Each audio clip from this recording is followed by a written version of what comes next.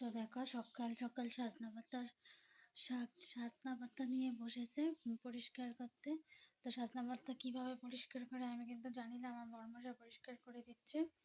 তো এখানে মোটামুটি হয়ে গিয়েছে, পরিষ্কার করা হয়ে গিয়েছে।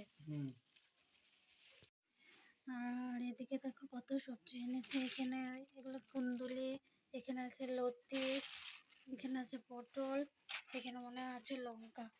তো এখন বাজে হলো দেখো 7:25, ছেলে স্কুল চলে গিয়েছে। তো দেখো ছেলেকে করে দিলাম হলো এটা, ও ডাল দিয়ে এই কয়দিন ধরে এরকম করেই দিচ্ছি, ছিটি মেরে দিচ্ছি, ও এটাই খেয়ে যাচ্ছে। আর এখানে আমার ঢেঁড়স ভাজি হয়ে গিয়েছে।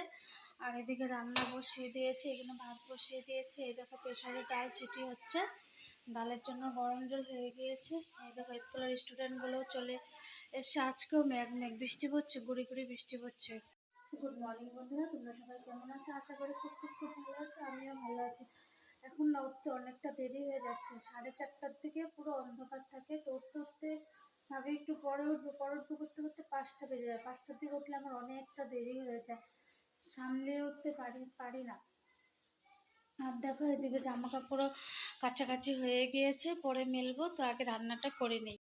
তো গুড ইভিনিং বন্ধুরা, দেখো এখানে নারকেল কুড়িয়ে নিয়েছে। নারিকেল একটা ছিল, নারিকেলটা কুড়ালো, শিব মন্দির থেকে দিয়েছিল। আর এদিকে দেখো আমি চা বসিয়ে দিয়েছি, চা হয়ে গিয়েছে। এদিকে দুধ গরম বসিয়ে দিয়েছি। চলো তোমাদেরকে না নারিকেলটা দেখাই, নারিকেলটা খুব সুন্দর হয়েছে একদম।